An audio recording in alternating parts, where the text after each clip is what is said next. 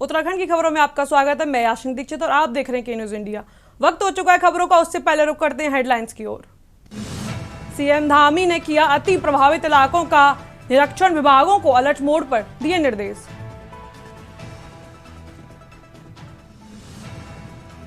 पंचायत चुनाव में 3,382 नामांकन निरस्त, चुनाव मैदान में 58,814 प्रत्याशी। त्रिस्तरीय पंचायत चुनाव को लेकर भाजपा ने पार्टी नेताओं को मैदान में उतारा, घोषित किए जिला प्रभारी। सोलर परियोजना की क्षमता बढ़ाने पर ऑटो इलेक्ट्रॉनिक को झटका, नियामक आयोग ने खारिज की याचिका। हरिद्वार में कावड़ खंडित होने पर कावड़ियों ने किया हंगामा, 3 गाड़ियों में की तोड़फोड़।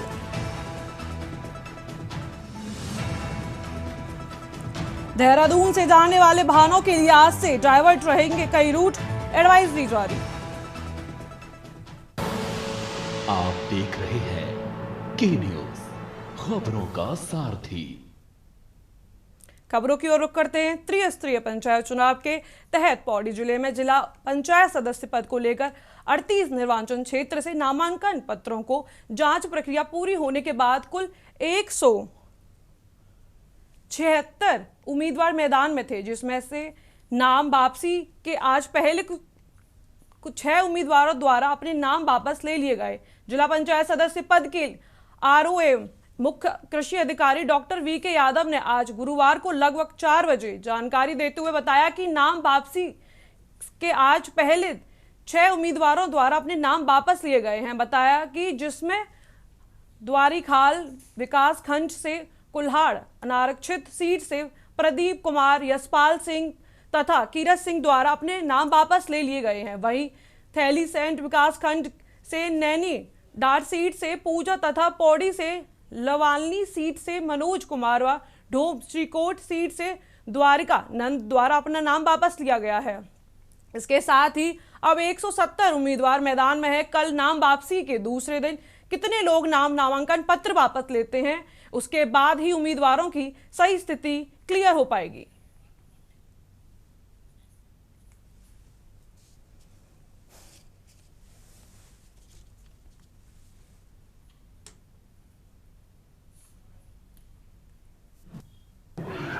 कल जब नाम निर्देशन पत्रों का हमने जांच की थी, उसके बाद में 176 हमारे वैध नामांकन पत्र पाए गए थे। उसमें से आज 6 लोगों ने नाम निर्देशन पत्र अपने वापस लिए हैं, जिसमें द्वारीखाल से 3 लोगों ने वापस लिया है, थलीसैंड से 1 व्यक्ति ने वापस लिया है, जबकि पौड़ी से लोहाली और डोब श्रीकोट से एक नामांकन पत्र वापस हुआ है। तो इस प्रकार से 170 नाम निर्देशन पत्र आज की डेट में वैध बचे हैं।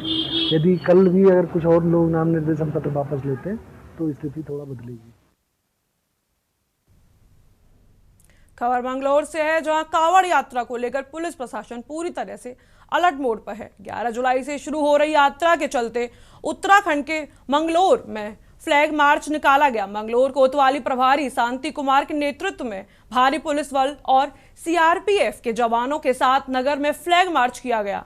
मकसद था शांति व्यवस्था बनाए रखना और अतिक्रमण करने वालों को चेतावनी देना। पुलिस ने साफ कर दिया, जो अतिक्रमण के लिए जाएगा वो खुद ही हट ले, वरना कार्रवाई तय है। साथ ही कावड़ यात्रा में हुड़दंग करने वालों को बख्शा नहीं जाएगा। डीजे पर भी सख्ती है। पुलिस ने कहा कि तेज आवाज में डीजे नहीं चलेगा, भक्ति गीत कम आवाज में ही बजाए जाएंगे। सभी श्रद्धालुओं से अपील की कि शांति और आस्था के साथ यात्रा पूरी करें और गंगाजल अपने गंतव्य तक पहुंचाकर शिवलिंग पर अर्पित करें।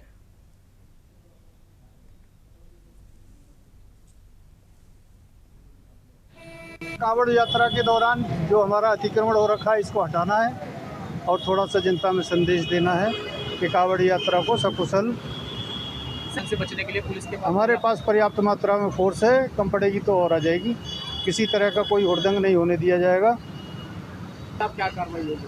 जो भी वैधानिक कार्रवाई होगी वो उसमें अमल में लाई जाएगी। धार्मिक आस्था के गाने बजाएं और एक अपने निर्धारित वॉल्यूम में बजाएं अगर डीजे बजा के हुड़दंग करेंगे तो उस पर कार्रवाई होगी। फ्लैग मार्च का जहाँ तक दिखेगा वहाँ तक करेंगे। अभी बारिश का मौसम है। कांवड़ के लिए क्या संदेश देना चाहेंगे, क्या क्या उनको सुविधा करनी चाहिए? सभी कांवड़ियों का हरिद्वार नगरी में, धर्म नगरी में स्वागत है और आप अपनी धार्मिक आस्था के साथ आए हैं तो आप अपनी धार्मिक आस्था को बनाए रखें। खबर पौड़ी से है, जहां जनपद में त्रिस्तरीय पंचायत चुनाव को लेकर जिला प्रशासन ने अपनी तैयारियां तेज कर दी हैं। जिलाधिकारी स्वाति एस भदौरिया से सभी सेक्टर और जोनल मजिस्ट्रेटों को निर्देश दिए गए हैं कि वो अपने अपने क्षेत्रों में सड़क, बिजली और पानी जैसी बुनियादी समस्याओं की सूची शीघ्र प्रशासन को सौंपें। वहीं निष्पक्ष और शांतिपूर्ण चुनाव कराने के लिए पुलिस प्रशासन भी पूरी तरह सतर्क हो गया है। अपर पुलिस अधीक्षक कोटद्वार चंद्र मोहन सिंह ने बताया कि कानून व्यवस्था बनाए रखने के लिए सुरक्षा व्यवस्था को मजबूत किया जा रहा है। चप्पे चप्पे पर नजर रखने के साथ ही संवेदनशील इलाकों में अतिरिक्त पुलिस बल तैनात किया गया है। योजना बनाई गई है। प्रशासन और पुलिस दोनों मिलकर शांतिपूर्ण चुनाव कराने के लिए तैयार हैं। चुनाव को देखते हुए हमारी जो पुलिस व्यवस्था है सुरक्षा के लिए, इसमें बिल्कुल चाक चौबंद व्यवस्था रहेगी और हर पोलिंग बूथ पर हमारी जो है सुरक्षा हेतु पुलिस की टीम, जिसमें हमारे होम गार्ड्स के जवान भी हैं, पीआरडी भी हैं और पीएसी भी है, तो उसकी जो संवेदनशीलता है उसको देखते हुए तैनात रहेंगे। दूसरा जो है कि जिले में बरसात। अगली खबर की ओर रुख करते हैं। भाजपा के प्रदेश मीडिया प्रभारी मनवीर सिंह चौहान ने कांग्रेस के आरोप को सिर से नकारा है। साथ ही पलटवार करते हुए दावा किया कि कांग्रेस शासनकाल में पीड़ितों की एफआईआर ही नहीं दर्ज कराती थी। कांग्रेस शासन में भुक्तभोगी दर दर भटकने के बाद न्याय से वंचित रहते थे, इसीलिए कांग्रेस को स्वयं के गिरेबान में झांककर देखना चाहिए। साथ ही कांग्रेसियों को फर्जी आंकड़ों के आधार भाजपा के विरोध से बाज आना चाहिए।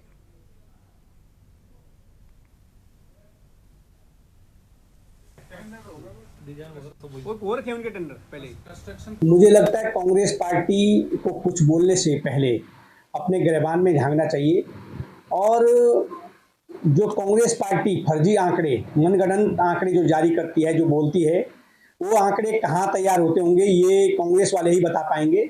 लेकिन हम ये स्पष्ट करना चाहते हैं कि भारतीय जनता पार्टी की सरकार में चाहे किसी भी प्रकार का अपराध हो, उस पर प्रभावी नियंत्रण उस पर किया गया है। खबर उत्तरकाशी से है, जहां सावन शुरू होते ही देश विदेश से शिव भक्त गोमुख और गंगोत्री धाम से गंगाजल लेकर अपने अपने गंतव्यों की ओर पद यात्रा पर निकल गए हैं। लेकिन पहाड़ी मार्गों में सफर भक्तों के लिए आसान नहीं है। गंगोत्री नेशनल हाईवे पर विष्णुपुर और नैनताला के पास हर रोज हो रहे भूस्खलन और दलदल के कारण हाईवे बार बार बंद हो रहा है। रात की बारिश के बाद हर सुबह भक्तों को नई चुनौती का सामना करना पड़ रहा है। गंगोत्री भूस्खलन जोन पर बीआरओ की टीम हाईवे खोलने में जुटी है, जबकि पुलिस प्रशासन जगह जगह से भक्तों की मदद के लिए मौजूद है। जयकारों से गूंजता गंगोत्री धाम से उत्तरकाशी तक का रास्ता इस तरह आस्था और धैर्य की परीक्षा बन चुकी है। प्रशासन भक्तों से अपील कर रहा है कि वे सतर्क रहे और मौसम की जानकारी लेकर ही यात्रा पर निकलें।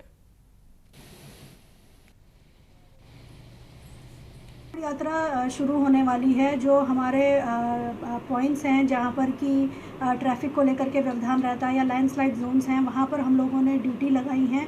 इसके अतिरिक्त गंगोत्री और जो गौमुख जाने वाले लोग हैं वहां पर भी ड्यूटी हम लोगों ने लगाई है। जब कांवड़ यात्रा चलेगी, जो ट्रैफिक डाइवर्जन का जो प्लान है वो भी हम लोगों ने रखा हुआ है और उसके संबंध में हमने ड्यूटीज़ को ब्रीफ भी कर दिया है। इसके अतिरिक्त अभी पंचायत चुनाव भी होने वाले हैं, जिसमें कि पहले चरण के मतदान जब होंगे उसके लिए हमारी ड्यूटीज़ लग गई हैं। जो हमारे सेक्टर प्रभारी हैं उनकी नियुक्ति हो गई है और उनको हम लोगों ने ब्रीफ कर। उत्तराखंड के देहरादून जिले के रायपुर ब्लॉक स्थित मालदेवता क्षेत्र में एक खतरनाक लापरवाही सामने आई। भारी बारिश के चलते उफान पर चल रही सोंग नदी में कुछ युवकों ने नशे की मस्ती में अपनी थार गाड़ी उतार दी, जिसका नतीजा इतना भयंकर निकला कि नदी ने रौद्र रूप दिखाते हुए पूरी गाड़ी को अपने साथ बहा ले गई। बताया जा रहा है कि कुछ युवक पिकनिक मनाने के इलाके से मालदेवता पहुंचे थे, लेकिन पिकनिक मस्ती में कब बदल गई मस्ती मूर्खता में। उन्हें खुद ही अंदाजा नहीं रहा। शराब के नशे में चूर युवकों ने स्टंटबाजी के चक्कर में थार गाड़ी को सोंग नदी में उतार दिया, जहां तेज बहाव ने गाड़ी को जकड़ लिया और बहाकर ले गई। देखते ही देखते बहती गई। गनीमत यह रही कि समय रहते गाड़ी में सवार युवक बाहर निकल गए, वरना यह लापरवाही जानलेवा हादसा भी बन सकती थी। जब पूरा प्रदेश आपदा के दौर से गुजर रहा है, ऐसे में यह सवाल खड़ा होता है कि प्रशासन की हिदायतें सिर्फ कागजों तक ही सीमित रह गई हैं, और क्या ऐसे हुड़दंगी कर्तव्यों पर कठोर कार्रवाई नहीं होनी चाहिए? खुद ही नहीं, दूसरों की जान को भी जोखिम में डाल रहे हैं।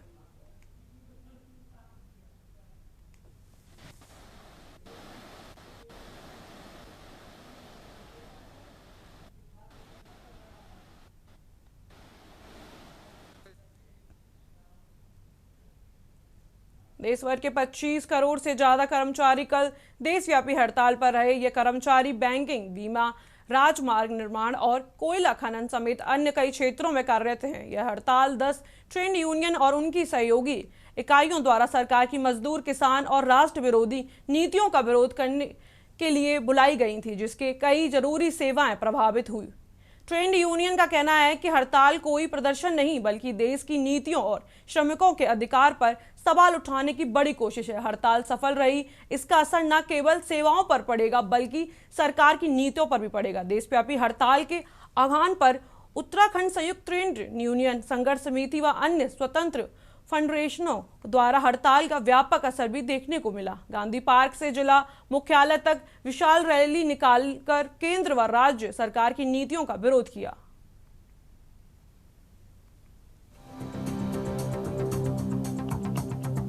देश भर में हुई राष्ट्रव्यापी एक दिवसीय हड़ताल का असर बुधवार को उत्तराखंड में भी देखने को मिला। Akhil Bharatiya trade Union Congress और Centre of Indian Trade Union CITU के नेतृत्व में स्थानीय मजदूरों, होटल कर्मचारियों, रेहड़ी पटरी व्यवसायियों और महिला कामगारों ने प्रदेश की राजधानी देहरादून के परेड ग्राउंड से जिला प्रशासन तक पैदल मार्च कर प्रदर्शन किया। इस हड़ताल में सैकड़ों मजदूरों, महिलाओं, युवा कार्यकर्ताओं और समाज सेवियों ने भाग लिया। सभी ने मिलकर नारे लगाए, जिसमें उन्होंने कहा कि श्रमिकों का शोषण नहीं चलेगा, हमारा हक है, कोई एहसान नहीं, महंगाई पर रोक लगाओ, मजदूरों को न्याय दिलाओ।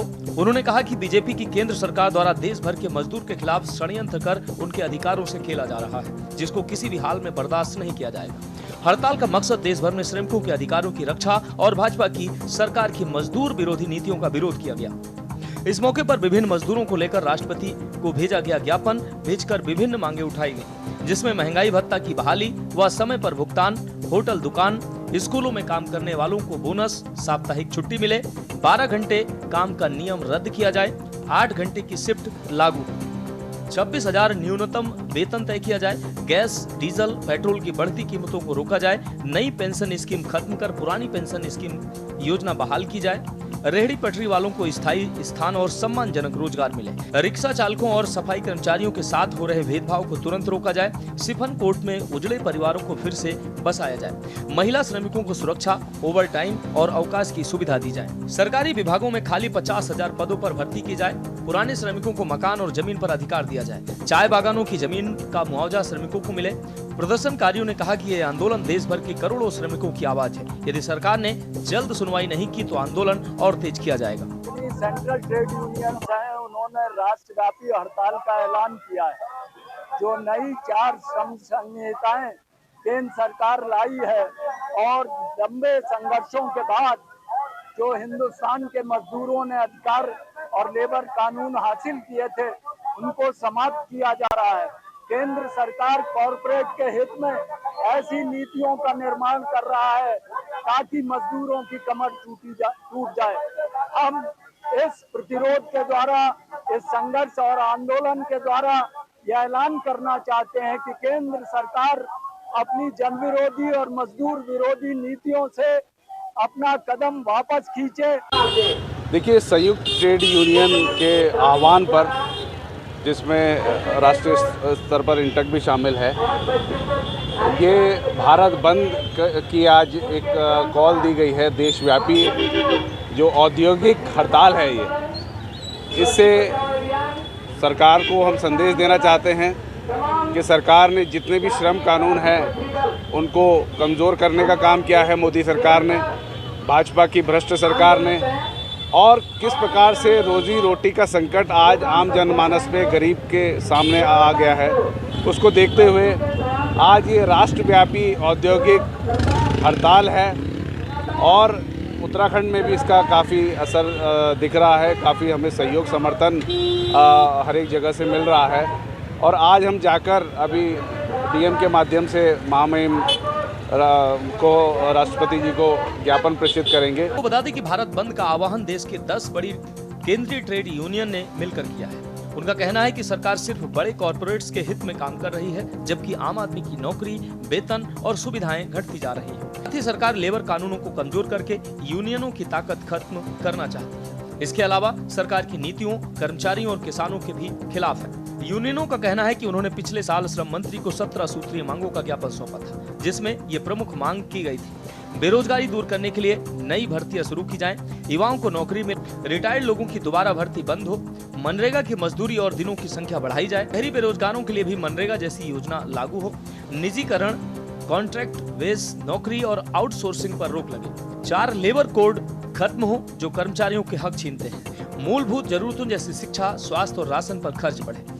सरकार ने 10 साल से वार्षिक श्रम सम्मेलन आयोजित नहीं किया है। आपको बता दें कि इससे पहले श्रमिक संगठनों ने 26 नवंबर 2020, 28-29 मार्च 2022 और 16 फरवरी 2024 को देशव्यापी हड़ताल की थी। वहीं इसको लेकर विपक्षी पार्टियों ने भी सरकार के आगे कई सवाल खड़े कर दिए। से केंद्रीय ट्रेड यूनियन के आह्वान पर कल देशव्यापी भारत बंद का आह्वान किया गया था।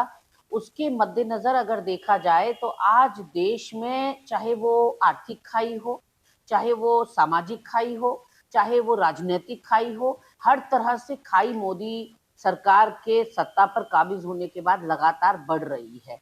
अब अगर बात करें मजदूरों की, श्रमिकों की, तो उनका तो और बुरा हाल है। 44 जो श्रम कानून थे वो एकाएक समाप्त करने का फैसला मोदी सरकार ने ले दिया और लॉकडाउन के समय पर बिना संसद में चर्चा किए 4 नए श्रमिक कानून थोप दिए गए हैं। अगर ये लागू हो जाते हैं तो जो पूंजीपति मित्रों की तरफ सॉफ्ट कॉर्नर है मोदी सरकार का कि वो और अमीर होते चले जाएं, गरीब और गरीब होते चले जाएं और उनके गुलाम बनकर रह जाएंगे ये श्रमिक, ये मजदूर। देखिए, कल का जो ट्रेड यूनियंस का प्रदर्शन था और ज्ञापन का जो कार्यक्रम था, उसे अगर हम थोड़ा भी अवलोकन करें तो हम ये महसूस करते हैं, उत्तराखंड कांग्रेस दल का मानना यह है कि तमाम समस्याएं भाजपा के कार्यकाल में पूरे देश स्तर पर बनी हुई हैं। सरकार का ध्यान सिर्फ जातिवाद, धर्मवाद, मंदिरवाद, मस्जिदवाद पर बटा है और विकास के नाम पर देश में कोई काम नहीं हो रहा। अगर हम प्रदेश की बात करें तो प्रदेश में रोजगार के सवाल पे, विकास के सवाल पे, जिस देश को लेकर हमने इस राज्य को बनाया था, उस आधार पर पलायन पर, मूल निवास पर और जो यहाँ के अहम मुद्दे हैं उन पर काम नहीं हो रहा है। वर्तमान में जो परिस्थिति हमारे राज्य की बनी है वो मजदूर तबके की हो, छोटे तबके की हो और या अल्पसंख्यक समुदाय की हो, ये तमाम मजदूर पेशा लोग, गरीब लोग, देश के लिए जान गंवाने वाले लोगों की अनदेखी हो रही है। देखिए, विभिन्न कर्मचारी संगठन अपनी मांगों को लेकर के जिस तरह से अपनी बातों को कहते हैं, निश्चित रूप से सरकार भी, चाहे प्रदेश की हो चाहे केंद्र सरकार हो, उनको बड़ी गंभीरता के साथ देती है और हर कर्मचारी वर्ग के हितों के लिए हमारी डबल इंजन की सरकार हमेशा उनके साथ खड़ी है। उनकी अगर कोई समस्याएं होती हैं उनको सुन करके उनको गंभीरता के साथ उसका समाधान भी करती है। देश में देशव्यापी हड़ताल को लेकर विभिन्न संगठनों में सरकार के खिलाफ आक्रोश देखने को मिला। अब ये संगठन इस बात को लेकर आमने सामने आ चुके हैं कि सिर्फ एक संगठन की आवाज से सरकार को नहीं जगाया जा सकता। इसलिए तमाम संगठन संयुक्त होकर सड़कों पर जरूर उतरे हैं। इनका मानना है कि सभी संगठन जब एक साथ सड़क पर उतरेंगे तो सरकार को उनकी बातों पर ध्यान और अमल भी करना होगा और यही वजह है कि तमाम संगठन ने संयुक्त मोर्चा बनाकर सरकार के खिलाफ विरोध जताया है और जिला अधिकारी को अपनी आपत्तियां भी दर्ज कराई है। अब बहरहाल सरकार को देखना होगा कि अगर इसी तरीके से संयुक्त संगठन सड़कों पर आक्रोशित हुए तो यह आने वाले समय के लिए सरकार के लिए भी बड़ी चिंता का विषय होगा। Uttarakhand desk report.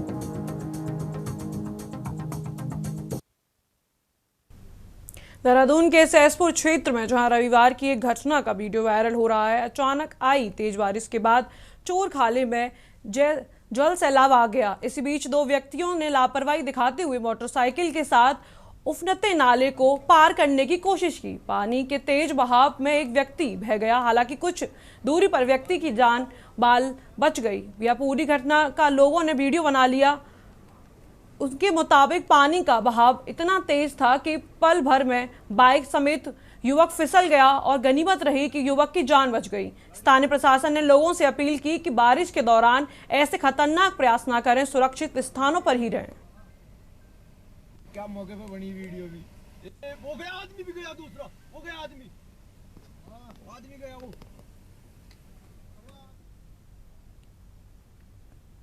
रुड़की में गुरु पूर्णिमा धूमधाम से मनाया गया। आशीर्वाद एनक्लेव की श्री ज्योतिषी प्रतिष्ठान केंद्र के आयोजित कार्यक्रम में विधायक प्रदीप बात्रा और पूर्व मेयर गौरव गोयल ने आचार्य रजनीश शास्त्री से आशीर्वाद लिया। आचार्य ने गुरु के महत्व पर प्रकाश डालते हुए बताया कि जीवन में मां, पति और दीक्षा गुरु सहित सभी मार्गदर्शक गुरु होते हैं, जिसका सम्मान करना चाहिए। उन्होंने कहा कि गुरु अज्ञान के अंधकार को दूर कर ज्ञान की रोशनी फैलाते हैं। कार्यक्रम ने सभी ने मिलकर इस पावन पर्व को उत्साह से मनाया।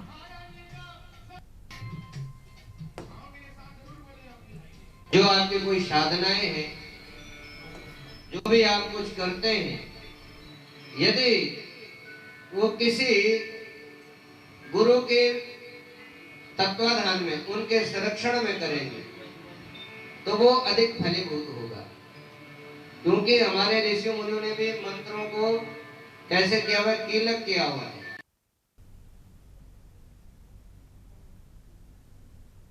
खबर हल्द्वानी से है, जहां देवखड़ी नाले के अपस्ट्रीम क्षेत्र में भारी वर्षा के बाद प्रशासन ने निरीक्षण किया। निरीक्षण में पता चला कि बनाए गए 10 चेक डैम ने डाउन स्ट्रीम जल प्रवाह को कम कर शहरी क्षेत्रों की सुरक्षा सुनिश्चित की है। निर्माण कार्य जारी 3 चेक डैम पर भी तेजी से काम चल रहा है। वन विभाग को मलबा हटाने के लिए निर्देश दिए गए हैं, जिसमें 2 जेसीबी मशीनें कार्यरत हैं।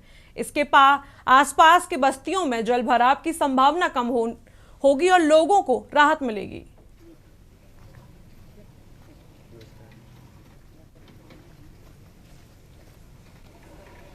कल जो बारिश हुई थी उस देवखड़ी में काफ़ी पानी आया, जिसमें शहर में भी आ गया था, पानी रोडों पर था।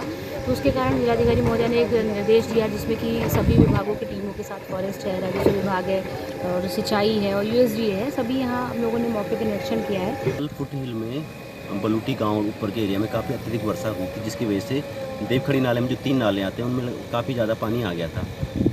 और उसकी वजह से जो हमारे चेक डैम थे, चेक डैमों ने काफ़ी संख्या में इसमें जो बोल्डर और जो आपका डिपोजिशन होता है वो रोका है, और जिसकी वजह से आबादी क्षेत्र में किसी प्रकार का कोई कटाव नहीं हुआ है, ना ही किसी प्रकार का मलबा गया है। अभी इन चेक डैम की स्थिति देखी गई, सभी चेक डैम में काफ़ी संख्या में, काफ़ी मात्रा में आपका बोल्डर्स और रेत आई है।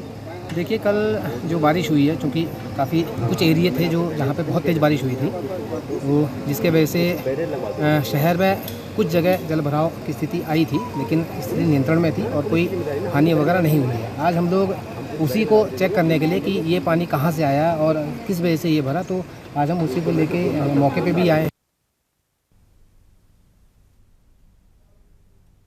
अगली खबर की ओर रुख करते हैं। खबर नैनीताल से है, जहां हाई कोर्ट ने राज्य सरकार के द्वारा देहरादून की मशहूर चाय बागानों की भूमि का स्वरूप बदला। उन्हें गन्ने, खीरे, तरबूज उठाए जाने के लिए दिए जाने के खिलाफ दायर जनहित याचिका पर सुनवाई करते हुए कोर्ट की खंडपीठ ने सरकार पर याचिकाकर्ता से बताने को कहा कि इसके लिए टी बोर्ड व केंद्र सरकार की अनुमति ली जाए या नहीं, जो 1953 अनुपालक किया गया।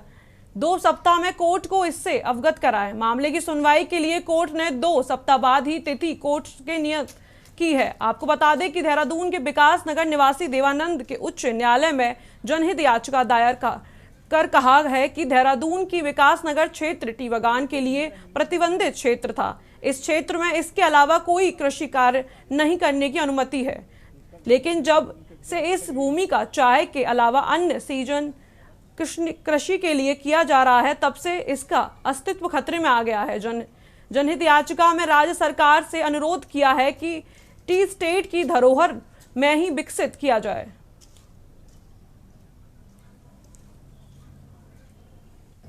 चाय बागान से संबंधित पीआईएल है जो देहरादून में एटनबाग एरिया में एक उदयाबाग करके एक चाय टी एस्टेट है, उसके रिगार्डिंग ये पीआईएल डाली थी, जिसमें कि जो चाय प्लांट बागान की लैंड में चाय ना उगाकर उसमें अन्यत्र खेती की जा रही है, जो कि 1953 का जो टी एक्ट है, चाय बागान एक्ट है, उसके विरुद्ध है।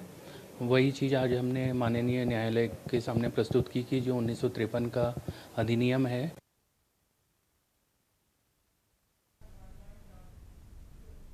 उत्तराखंड की खबरों में इतना ही। आप देखते रहिए की न्यूज़ इंडिया। मुझे दीजिए इजाजत।